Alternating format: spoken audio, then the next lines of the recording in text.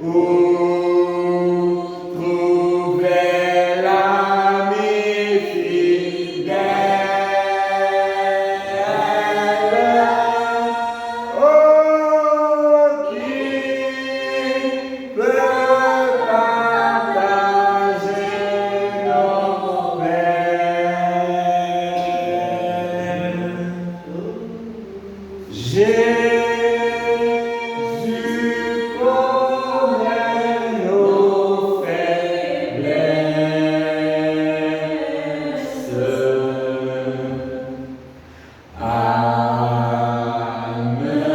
Amenons tout au Seigneur. Amen. Il faut que vous croyiez que nous devons tout amener au Seigneur. Souvent nous perdons la paix. En vain nous portons la peine parce que nous n'apportons pas tout à Dieu dans la prière. Amen. Nous allons prendre la parole. Finalement, j'ai combien de temps? Je vais seulement. Ok, je vais essayer d'être quand même. Ok.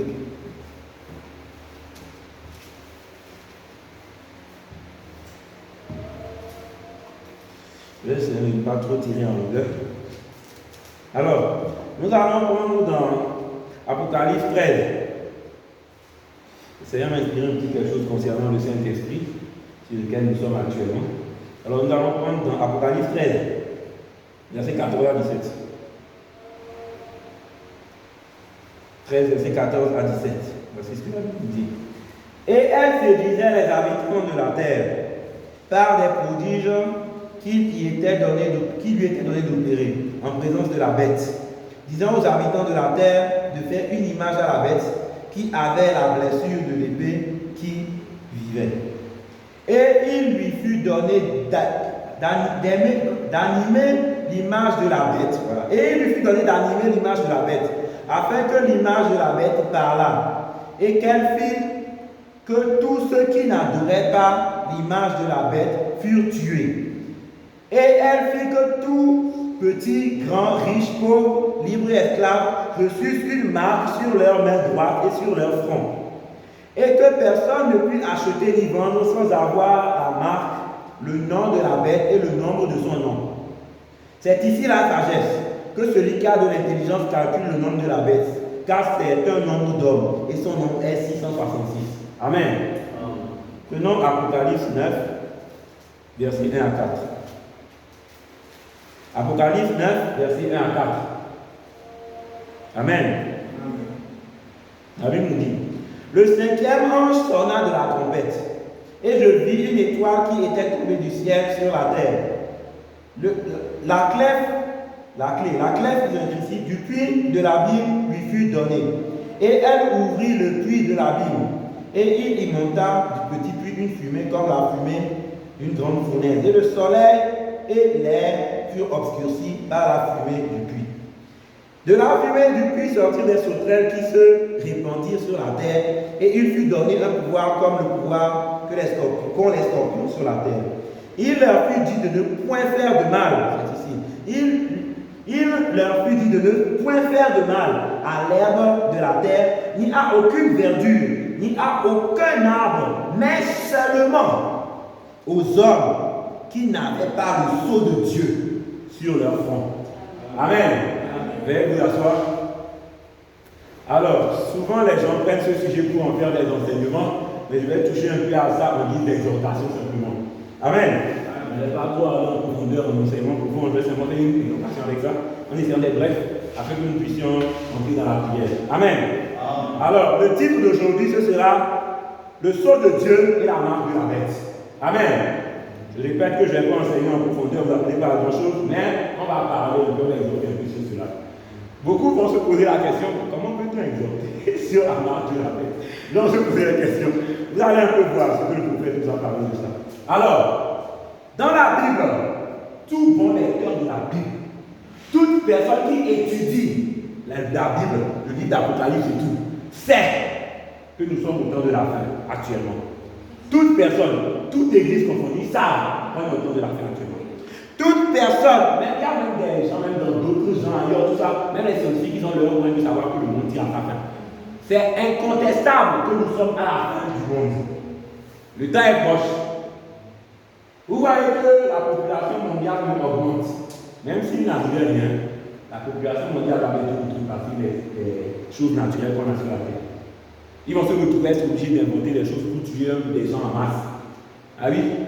Que ce soit des guerres, ou des Covid, ou des ceci, cela. La population est trop nombreuse. Je vais vous dire, s'il n'y avait jamais eu de guerre dans le monde, en ce moment, peut-être que nous serions tous déjà morts. Parce qu'il y avait trop de gens. La première et la deuxième guerre mondiale ont beaucoup aidé. Après que les gens sont oui, dans un sens. Je ne soutiens pas la mort, je ne soutiens pas les bonnes choses. Et je vous parle de ce qu'on nous apprend en histoire à l'école. Tout bon professeur d'histoire à l'école, c'est ça. Ils savent ça. Oui. Ils savent que oui, si tous ces gens n'étaient pas morts aujourd'hui, tout le mal du monde à la monter sur la terre. Vous voyez, tout ce que Dieu fait, il sait le pourquoi. Je répète que je n'encourage pas les morts. Ah oui, ça peut arriver à l'école ici, personne n'aime les deux. Amen. Donc la fin du monde est proche. Et dans la Bible, tout le monde lecteur d'Apocalypse sait, même sans avoir beaucoup de révélations, qui va à l'école, qui lit Apocalypse, il sait que dans la Bible, au moment des fléaux, de toutes ces choses-là qui rasent la terre, au moment où la terre est frappée des jugements de Dieu, il y a deux types de personnes. Il y a ceux qui ont le sceau de Dieu et il y a ceux qui ne l'ont pas. Et c'est ceux qui n'ont pas le sceau de Dieu qui ont la marque de la bête. Oui, c'est ce que la Bible nous enseigne. Et nous allons regarder ce que le prophète a dit tout à l'heure. C'est le prophète qui le dit. Et la Bible enseigne. Tout le monde est dans l'Apocalypse, c'est cela. Vous voyez, c'est comme cela. Alors, soit tu as le sceau de Dieu, soit tu as la marque de la bête. Soit tu as le Saint-Esprit, soit tu as la marque de la bête. Amen. Qu'est-ce que le sceau de Dieu? J'ai parlé du Saint-Esprit tout à l'heure. Nous allons prendre un passage de l'Écriture, assez célèbre d'ailleurs dans le message que la plupart des gens connaissent. Prenons Éphésiens 4, verset 30. Éphésiens 4, le verset 30. La Bible nous dit, Éphésiens 4, verset 30, voilà. La Bible nous dit, n'attristez pas le Saint-Esprit de Dieu, par lequel vous avez été scellés. Vous avez entendu? Scellé, là où on scelle. N'attristez pas le Saint-Esprit de Dieu par lequel vous avez été scellés pour le jour de votre rédemption. Certains disent que le sceau de Dieu c'est d'observer le jour du sabbat. Il y a pas un passage de la Bible qui dit ça. Certains disent que le sceau de Dieu, non, c'est de bien vivre, mais chacun a son interprétation de ça. Parce que la Bible parle du sceau de Dieu, on l'a dit tout à l'heure dans l'Apocalypse. Il faut un sceau de Dieu pour être touché par les feux, on l'a dit tout à l'heure au début. C'est cela. Ce sceau de Dieu, c'est quoi? Les gens se posent plein de questions. Mais Éphésiens 4, verset 30 dit, n'attristez pas le Saint-Esprit de Dieu par lequel vous avez été scellés. Le sceau de Dieu, c'est le Saint-Esprit. Amen. Avançons un peu. Prenons Éphésiens 1, 13. Souvent le prophète qui fait Éphésiens 4, 30 aussi, mais il y a aussi Éphésiens 13. Il y a un grand lien avec le passage. Éphésiens 13, écoutez ce qu'il a dit. En lui, vous aussi, après avoir entendu la parole de la vérité, l'évangile de votre salut, en lui vous avez cru et vous avez été scellés du Saint-Esprit qui avait été promis. Amen. Le sceau de Dieu, c'est le Saint-Esprit. Quand vous n'avez pas le Saint-Esprit, les jugements de Dieu, vous allez passer par là. Mais quand vous avez le sceau de Dieu, vous n'allez pas passer par là. Amen. C'est vrai que le verset d'Apocalypse qu'on a lu là, il y a des contextes du jour pour vous éclairer, plein de contextes, mais ce n'est pas un enseignement en soi. Je veux poser les bases pour expliquer un peu et on va finir. Amen. Je parle dans le contexte de l'enseignement. Vous voyez, mes frères, recevez le Saint-Esprit et vous échappez au jugement de Dieu. J'ai toujours dit qu'il n'y a qu'une seule forme de vie éternelle. C'est la vie de Dieu. Dans un bon dictionnaire, le mot éternel signifie qu'il n'a jamais eu de commencement et qu'il n'aura pas de fin. C'est le premier sens du mot éternel. Dans vos dictionnaires téléphone là, je fais tout le temps, c'est dedans. Le premier sens, c'est qu'il n'a jamais eu de commencement et qu'il n'aura pas de fin. Après, il faut toutes les ramifications qu'on a aujourd'hui, non, qui n'a jamais eu de fin, non, qui est de très longue durée, tout, etc. Il y a plein de voilà. Mais le premier sens du mot éternel dans le dictionnaire même, c'est qu'il n'a jamais eu de commencement et qu'il n'aura pas de fin. C'est ça. Et le prophète en parlant nous explique que on ne peut pas être éternel quand on a un commencement. C'est pas possible. Mais nous sommes nés un jour. Comment aurons-nous la vie éternelle si nous sommes nés? Il n'y a qu'une seule personne qui n'a jamais eu de commencement, c'est Dieu. Amen. C'est lui seul qui a dit. C'est pour ça que la Bible l'appelle l'éternel. Il est celui qui est éternel. Et si vous voulez la vie éternelle en vous, le prophète dit, il y a une seule forme de vie éternelle, c'est la vie de Dieu. La vie de Dieu, l'Esprit de Dieu, le Saint-Esprit. C'est pourquoi vous devez recevoir le Saint-Esprit en vous pour avoir la vie éternelle. Sans le Saint-Esprit, vous n'aurez pas la vie éternelle. Amen. Est-ce que le prophète nous enseigne? Vous voyez? C'est pourquoi, mes frères, si vous blaguez avec les choses du Saint-Esprit, votre destination éternelle sera comment? Comment ça va se passer? Mes frères, il n'y a pas de ciel, il n'y a qu'un seul. Mes frères, il n'y a pas de 36 solutions. Il n'y a qu'une seule solution. C'est-à-dire, nul ne va au Père que par moi. Ne croyez pas tout ce que le diable vous dit sur les réseaux. Ne croyez pas ça. Sur les réseaux, je vois souvent les choses là. Ils donnent des témoignages, ils donnent des choses du genre. Et c'est vrai, il y en a beaucoup qui sont authentiques. Ça, je vous le dis vraiment. Mais il y en a d'autres aussi qui sont fabriqués. Je vous dis la vérité. Certains sont authentiques qui disent, ils voient Jésus, là. D'autres aussi fabriquent, essaient de vous montrer qu'il y a, non, c'est pas là, peu importe la religion. D'autres aussi te disent, non, mais la religion, toutes les religions, aussi. Frère, ne tombez pas dans les distractions là. Il n'y a qu'une seule vérité, c'est le Saint-Esprit, il n'y en a pas deux. Tu ne reçois pas le Saint-Esprit, tu t'as pas compris. Prenons l'unité d'un seul Dieu dans la seule Église. Ça va? Tu m'as l'air troublé. Ça va? Ok. Tu t'as posé la question, tu me dis, au cas où. Tu m'as l'air troublé. Alors, l'unité d'un seul Dieu dans la seule Église. Paragraphe 77 à 78. Écoutons le prophète. J'ai entendu les prédicateurs qui, à l'aide de schémas, ont cherché à expliquer ce qu'était la marque de la bête. Mais, une sorte de schéma. Il ne faut pas de schéma pour ça. L'Écriture déclare tous ceux qui n'ont pas reçu le sceau de Dieu avaient la marque de la bête. Amen. Tout le monde lecteur de l'Apocalypse savent que c'est ce que la Bible nous enseigne. Il n'existe que deux catégories de gens sur la terre. L'une a la marque de Dieu, l'autre a la marque du diable. Et tous ceux qui n'ont pas reçu la marque de Dieu ont la marque du diable. C'est ce que déclare l'Écriture. C'est pas vrai. C'est votre prophète qui a dit ça. On va continuer. Dis mon prophète aussi. Alors, vous êtes contraints de prendre une décision. Et laissez-moi enfoncer ça en vous. Ce n'est pas pour être blessant ou malveillant, mais c'est pour dire la vérité et vous mettre en garde. L'homme doit faire quelque chose à ce sujet. C'est votre proposition. Vous êtes contraint de le faire. Il faut que vous preniez une décision. Alors, si je veux vous montrer par la parole de Dieu ce qu'est le sceau vivant, là vous saurez. La Bible déclare dans Éphésiens 4, verset 30, on a vu tout à l'heure. Une fois, dans bien des endroits, d'un bout à l'autre de l'Écriture, que le Saint-Esprit est le sceau de Dieu. Je pense qu'on me suit. Alors, sans le Saint-Esprit, vous êtes forcément dans l'autre corps. Amen. Mon frère, ma soeur, est-ce que tu as le Saint-Esprit? Tu es sûr de l'avoir ou est-ce que tu es encore dans le temps du doute? Tu n'as pas encore le Saint-Esprit, mon frère, ma soeur. Pour le moment, tu es encore dans l'autre camp. Amen. Nous sommes en consécration pour recevoir quelque chose de Dieu. Le dimanche approche. Le pasteur imposera les mains, les choses vont se passer. C'est merveilleux. Est-ce que vous êtes prêts? Le Saint-Esprit est comme un avion. Il n'est pas comme un hélicoptère. Un avion, il faut une piste d'atterrissage aménagée pour qu'il puisse atterrir là-bas. Mais un hélicoptère peut atterrir même ici dehors, n'importe où.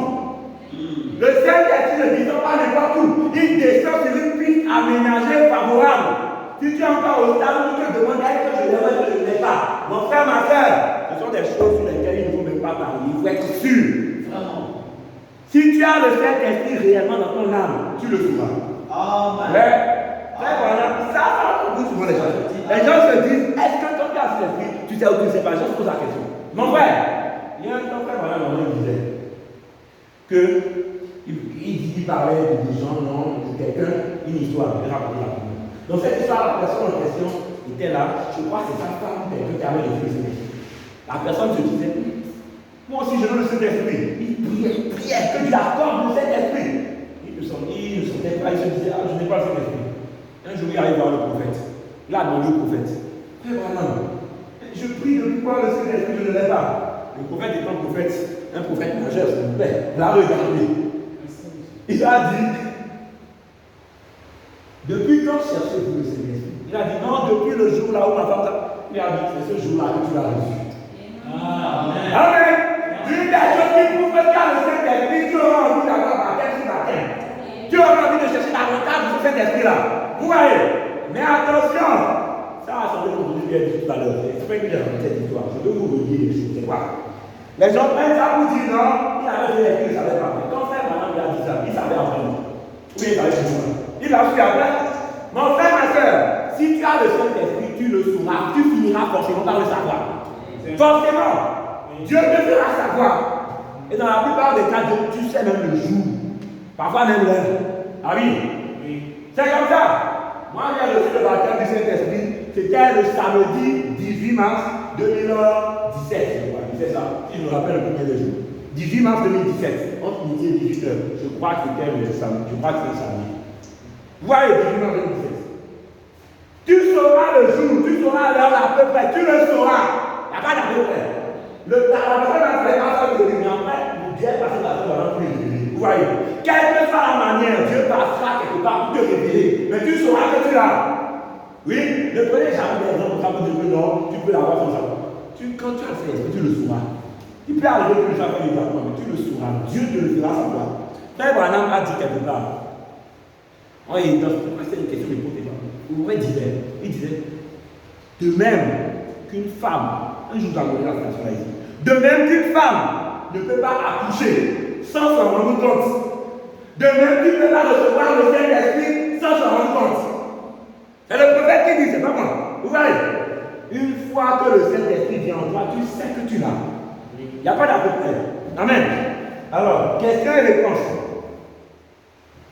Prêchez le verset du ciel, 1959. Écoutons le messager. La marque de la bête qui est appliquée aujourd'hui et le sceau de Dieu, c'est le Saint-Esprit. Le rejeter, c'est la marque de la bête.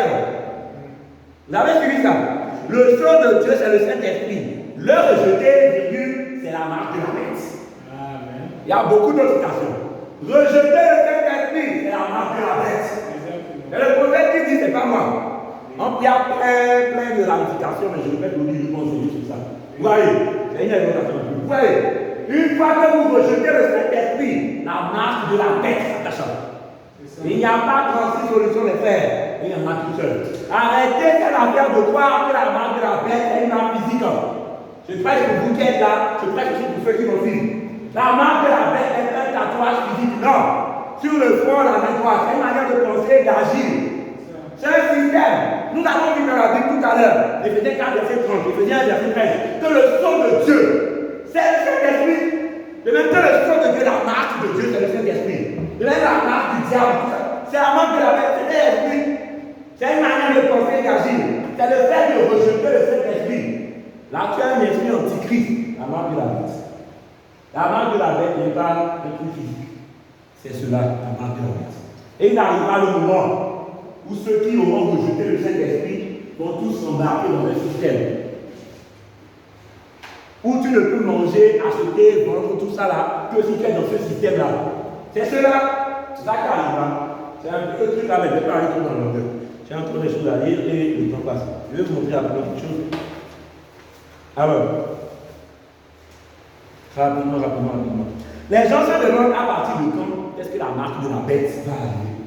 À partir de quand est-ce que la marque de la bête arrivera? Souvent les gens ne comprennent pas. Prenons Genèse. Je vais vous montrer quelque chose. La marque de la bête a commencé depuis le début. Est-ce que vous savez cela? Oui. La marque de la bête. Depuis le début, il y avait la marque de la bête. Oui. Prenons Genèse. Suivez-moi bien. On va prendre un verset de la Bible. On va voir ce que vous faites dire de ce verset-là. Suivez-moi bien. Alors, Genèse 4, verset 8 à 16. Je vais vous dire quelque chose rapidement. Cependant, Caïn adressa la parole à son frère Abel. Vous connaissez l'histoire, Caïn tue Abel. Mais comme il était dans le champ, Caïn se jeta sur son frère Abel et le tua. L'Éternel dit à Caïn, où est ton frère Abel? Il répondit, je ne sais pas. Suis-je le gardien de mon frère? Et Dieu dit, qu'as-tu fait? La voix du sang de ton frère crie sur la terre jusqu'à moi. Maintenant, tu seras maudit sur la terre, qui a ouvert la bouche pour recevoir de ta main le sang de ton frère. Quand tu cultiveras le sol, il te donnera plus sa richesse. Tu seras errant vagabond sur la terre. Mes frères, quand tu tues quelqu'un, le sol qui nous dit. La terre te maudit. C'est des choses réelles que malheureusement aujourd'hui les occultistes connaissent mieux que les chrétiens. Parce que c'est dans la Bible ici. Amen. Caïn dit à l'Éternel, mon châtiment est trop grand pour être supporté. Voici, je te chasse aujourd'hui, tu me chasses aujourd'hui de la terre, je serai caché loin de ta face. Vous avez suivi ça? Loin de la face de Dieu. Retenez que ça éloigne Caïn de la face de Dieu. Ok, c'est important pour la suite. Aujourd'hui, je serai caché loin de ta face, je serai errant, vagabond sur la terre, et quiconque me trouvera me tuera. L'Éternel lui dit, si quelqu'un tuait Caïn, Caïn serait vengé cette fois. Et l'Éternel mit un signe sur Caïn. Amen. L'Éternel mit un signe sur Caïn, pour que quiconque le trouvera ne le tuera point. Amen. La même que Dieu a mis un signe sur Caïn. C'était un signe. Comme on l'a dit dans le contexte, ça éloignait, il s'éloignait de la face de Dieu. Il recevait ce signe. Quand tu rejettes le Saint-Esprit, tu reçois la marque de la bête. Mais je ne vais pas le dire. Laissons le prophète le dire. Vous allez voir ce que le prophète en dit. Il y a beaucoup de citations, mais je vais couper les coups. Alors, prenons le sceau de Dieu. Amen. Le sceau de Dieu, le 16 février 1961. Écoutez le prophète, l'Arabe 18. Je crois que c'est version chinoise. Le prophète dit, je vais lire une partie. Maintenant, nous voyons que le premier marquage d'être humain commençant dans la Genèse. Genèse 4, verset 15. On a vu tout à l'heure. Dieu a marqué Caïn. Écoutez ici. C'est là que la première marque de la bête fut placée. Elle fut placée sur Caïn. Amen. Amen. Ce n'est pas moi. C'est votre prophète et le mien qui a dit ça. Amen. C'est lui qui en est le commencement. Donc, c'est là que la première marque de la bête fut placée. Elle fut placée sur Caïn. C'est lui qui en est le commencement. Et à la suite, vous voyez, la marque de la bête, mon frère, ça t'éloigne de Dieu. Quand tu rejettes Caïn, il a fait quelque chose de tout ça, parti loin de la face de l'Éternel. À cause de ce qu'il a fait, toutes ces choses sont symboliques. Ça vous montre en fait, c'est tout ça vous éloigne de la face de Dieu. Il a tué son frère, il a été maudit par la terre, il a été éloigné de la face de Dieu. Voilà. Vous voyez?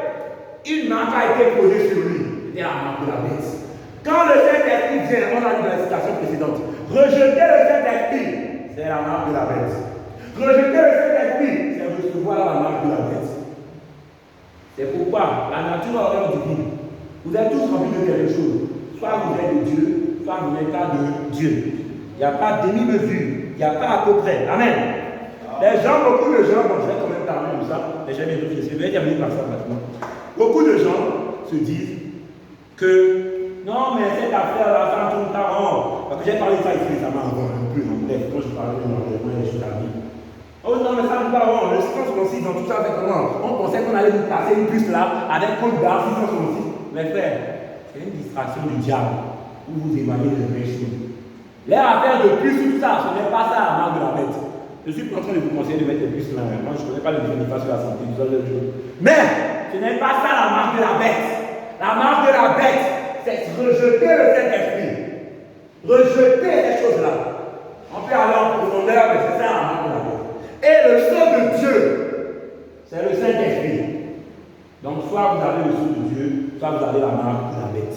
Vous ne pouvez pas être nul. Vous ne pouvez pas être nul. Vous êtes dirigé par quelque chose.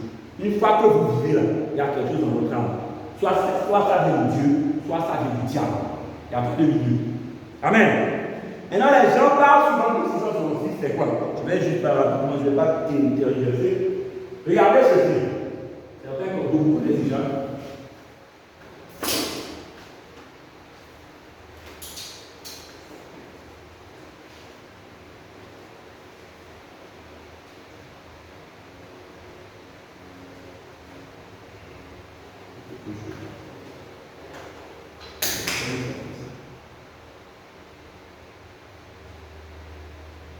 Voilà. Vous voyez ceci?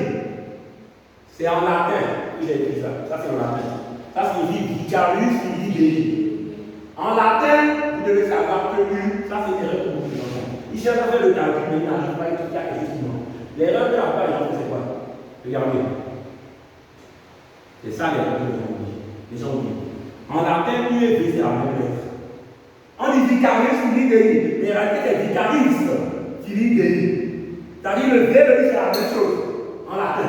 Vous me suivez? Donc, ne faites pas cette erreur quand vous cherchez à faire le calcul. Vicariste. La vicariste, le plus, c'est encore vérifié. C'est ça qui compte les gens.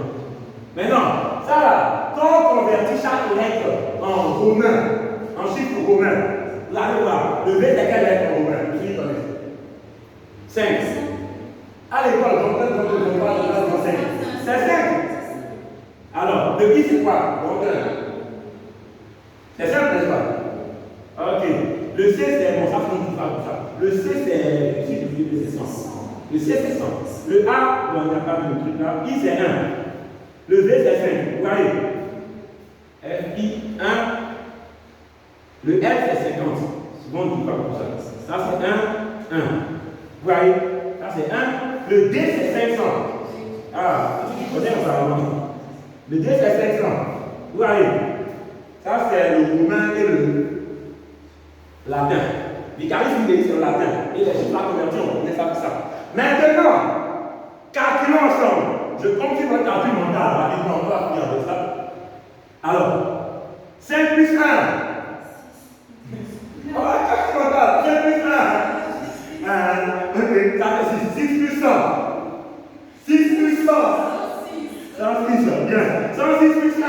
107. 107 plus 5. 112. Accéléré, le mental. 112 plus 1. 113. Ok. 113 plus 1. 2. 115. 115 plus 50. 115 plus 50. Ok, 165. 165 plus 1. 166. Bien. 166 plus 500. 666. Vous voyez, c'est de là que vient le 666 en question. C'est aussi simple que ça. Il y a un homme sur terre qui porte ce titre-là, qui en français signifie vicaire du Fils de Dieu. Amen. C'est lui l'homme du péché.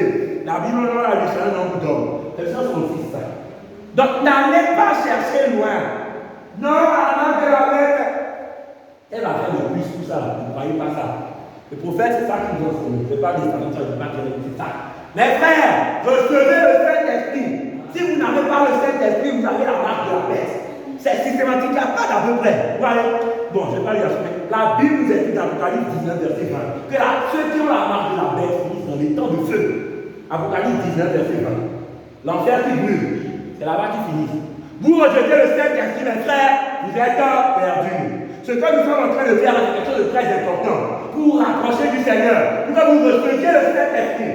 Une fois que vous acceptez ce Saint-Esprit, vous êtes délivré des choses de ce monde. Mais une fois que vous avez la marque du diable, mes frères, vous êtes encore dans les choses de ce monde. C'est des sauts. Soit Dieu te scelle dans son royaume, soit Satan se scelle dans son royaume, te scelle dans son royaume.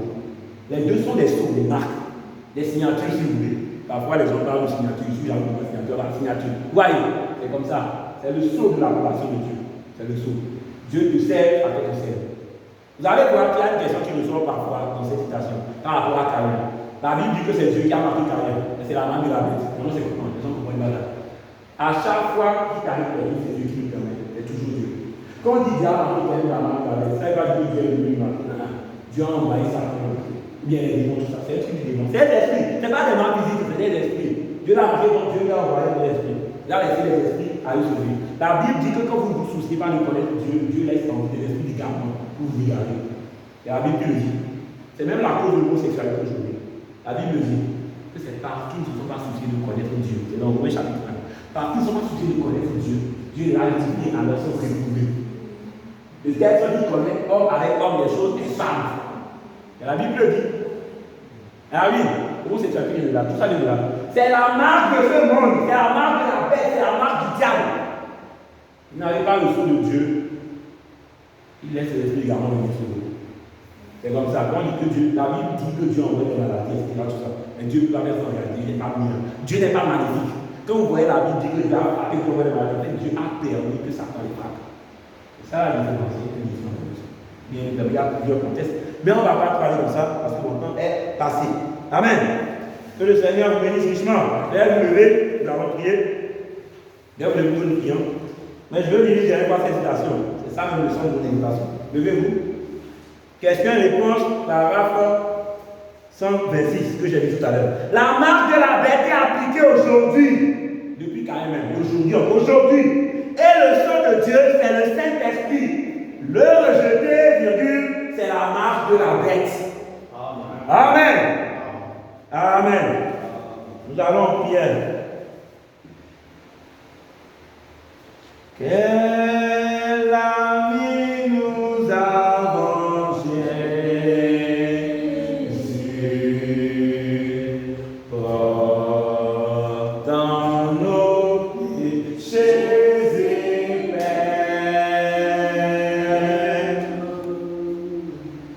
Oh, quel privilège d'apporter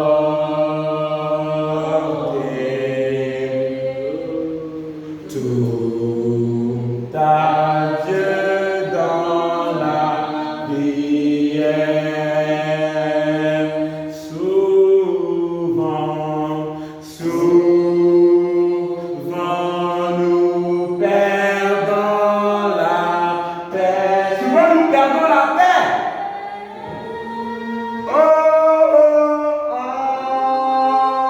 Envers nous portons la paix. Parce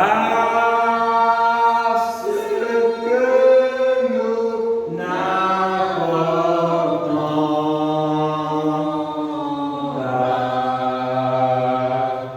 tout à Dieu dans la prière. Priez le Seigneur, éternel Dieu Tout-Puissant. Nous nous rendons compte qu'à chaque fois, nous laissons le mal de Dieu parce que nous nous rapprochons à la foi. Nous nous rendons compte qu'à chaque fois, c'est nous-mêmes qui avons le mal de nous, Seigneur. Éternel, nous prions que tu étends ta main, Seigneur. Que tu bénisses ce peuple, Père. Que tu étends ta main afin qu'ils reçoivent le Saint-Esprit authentique, Seigneur. Que tous nous puissions marcher avec toi. Car rejeter le sceau de Dieu, c'est avoir la marque de la bête. Père, tu as accordé le Saint-Esprit. Et à tous ceux qui l'ont rejeté, qui sont restés dans les ténèbres, Seigneur. Le monde est dans les ténèbres. Et quand tu envoies ta lumière, oh Dieu, tous ceux qui rejettent la lumière sont systématiquement dans les ténèbres, Seigneur. C'est ainsi que tous ceux qui rejettent la marque de Dieu, le sceau de Dieu, sont systématiquement attachés à la marque de ce monde, à la signature de Satan, à la marque de la bête. Mais Père, nous sommes un peuple différent.